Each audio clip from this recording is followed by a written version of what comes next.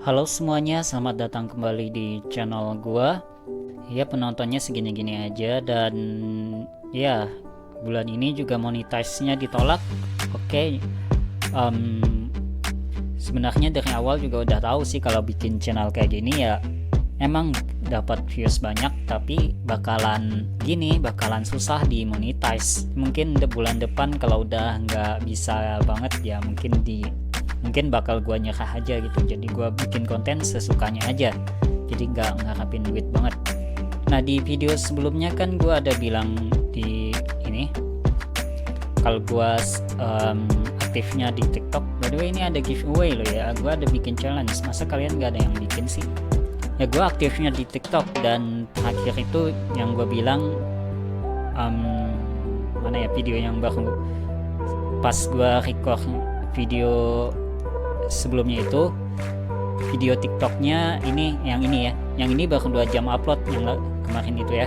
Ini sekarang udah 14.000 views, like-nya segini, komennya segini, loading ya 1 week ago. Oke. Like-nya 1995, komennya 70.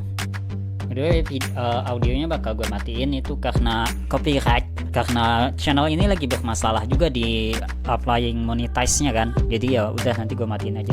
Jadi gue mau cerita aja, ini gue post ini, bikin video ini tuh sebelum gue nonton anime Darling in the Franxx. Walaupun gue kena spoiler, tapi malah gimana ya, setelah gue bikin ini malah gue interest ke, jadi gue ngerasa pengen nonton gitu setelah gue bikin video ini.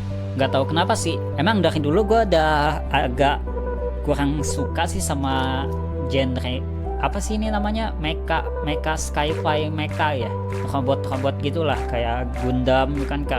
Karena Gundam gak sukanya karena ya kebanyakan aja kayaknya. Terus terakhir itu kayak siapa sih, Lilith ya, itulah pokoknya alur ceritanya yang kurang jelas. Tapi di sini ya tetap gue nggak suka di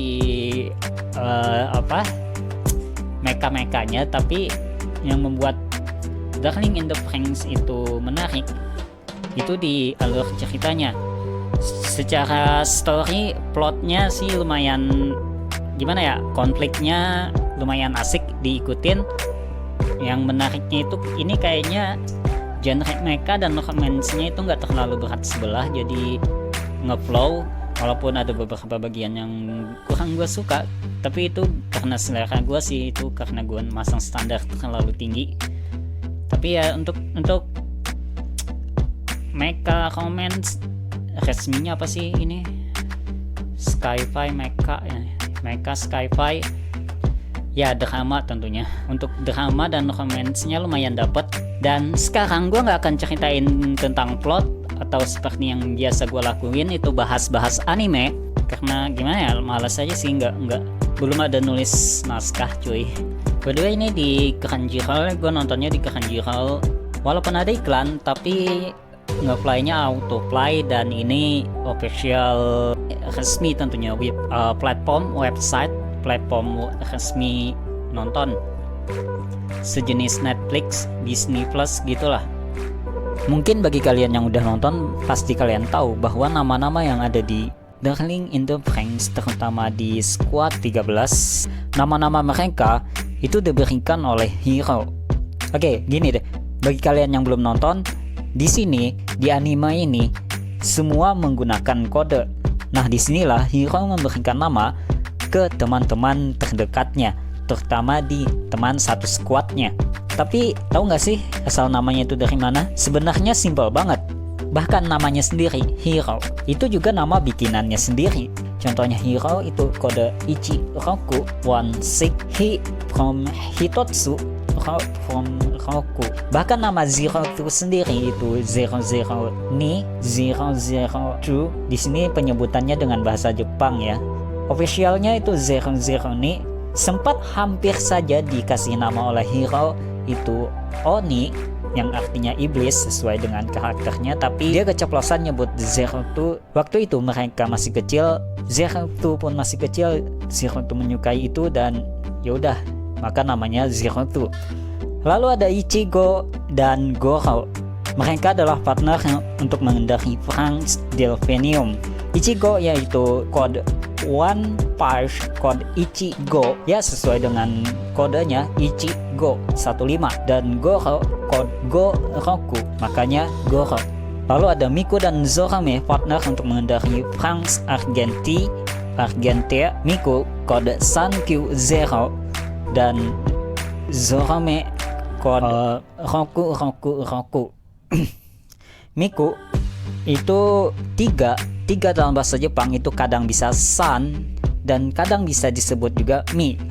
9 Q atau ku, makanya Miku. Dan Zorome ini untuk satu-satunya gua nggak paham istilah atau filsafah asal usul namanya dari mana. Misalkan kalau gua salah nanti sebetulin aja. Me itu kan mata, dan 6 3 kali itu kayak mata, harusnya 6 2 kali mata ya. Ya makanya Zorome, mata Zoro gitu.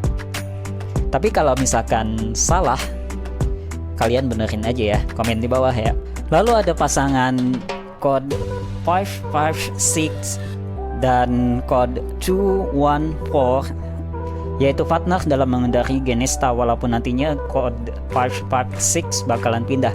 556 yaitu Kokoro, dan 214 itu Futotsi. Kokoro asalnya dari mana? 556, 5 dalam bahasa Jepang itu Go, 6 itu Roku. Di sini polanya ambil belakang atau ambil depan ya. Jadi harusnya Go Ro. Tapi untuk menyesuaikan dengan makna bahasa Jepang, makanya disesuaikan jadi Kokoro, yang itu artinya hati. Ya, simpel banget ya. Dan 214 yaitu Futoshi. Dari mana asalnya? Harusnya kan 2 itu ni, 1 itu ichi, 4 itu yon, jadi neon. Enggak, namanya Futoshi. Fu dari futa itu kayak hitungan tingkatan. Futa, fu dari futa, to dari hitotsu, dan si dari si. Bilangan 4 dalam bahasa Jepang bisa disebut dengan yon, bisa disebut dengan si. Lalu ada pasangan Ikuno dan Mitsuru, yaitu partner dalam mengendarai Chlorophyll. Walaupun nantinya dia bertukar partner dengan pasangan Kokoro, dengan pasangan Futoshi, yang ditukar itu cowoknya ya. Mitsuru yaitu kode 326, Mi dari Mi yaitu artinya 3, Su dari Futatsu, Ro dari Roku. Jadi ambil awal-awal jadi Ro. Sebenarnya itu untuk nyesuaiin kalimatnya aja sih, jadi diambilnya Ro, enggak Ro. Kemudian Ikuno, untuk kasus Ikuno sendiri ini sedikit unik karena nggak sendirian oleh Hiro dikasih namanya. Tadinya hampir saja dia bakal dikasih nama oleh Hiro, yaitu Ikuro.